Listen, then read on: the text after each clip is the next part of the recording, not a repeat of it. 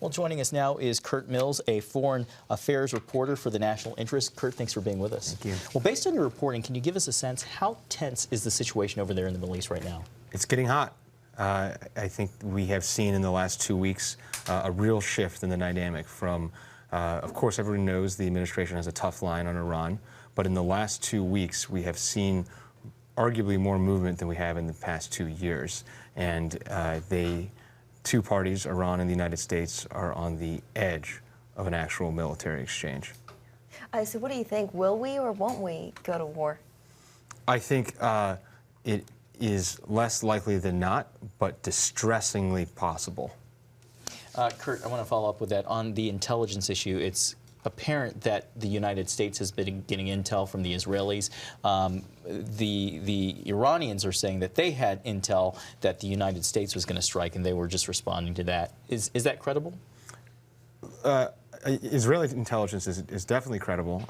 All sides are involved on this, but the fact is, it's a question of choice. At the end of the day, does the United States view the Iranians as the preeminent challenge, and do they want to use the full force of the U.S. military to force a change in Iranian behavior? Yeah. Last week, Iran pulled out of parts of the Iran nuclear deal. And of course, the regime has been active in its proxies in Syria, Lebanon, and Iraq. Why is Iran, Kurt, seemingly becoming more and more belligerent? Well, I think it's important to note that the original JCPOA, the Iran deal, did not link its regional behavior. It was strictly about the nuclear issue. And Iran, critics would say, once they signed the deal, felt that they had carte blanche for an expansionist attitude in the region. Kurt, there's also reporting that John Bolton, the national security advisor for Trump, is pushing for war, and he may be on the outs with President Trump. Yes. That's your Yes. reporting. Yes. And he may be, sorry I didn't attribute that, No. that he may be on the outs with President Trump.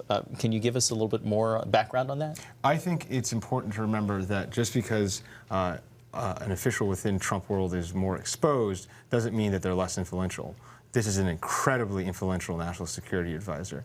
I think that the president and his NSA, Mr. Bolton, Ambassador Bolton, don't always agree. That's been clear from the beginning. Trump knew that when he hired him. I think the main issue is whether or not Bolton is being perceived as driving the bus. That is unacceptable. A President Bolton is not something President Trump wants to hear about. It's interesting to see because it seems, based on all the reporting and all the projection of President Trump, that he's always, as you were just saying, in the driver's seat and kind of the one who's been pushing or edging towards more of a provocative war footing, but now we're seeing just the reverse. He's actually arguing more of a diplomatic approach.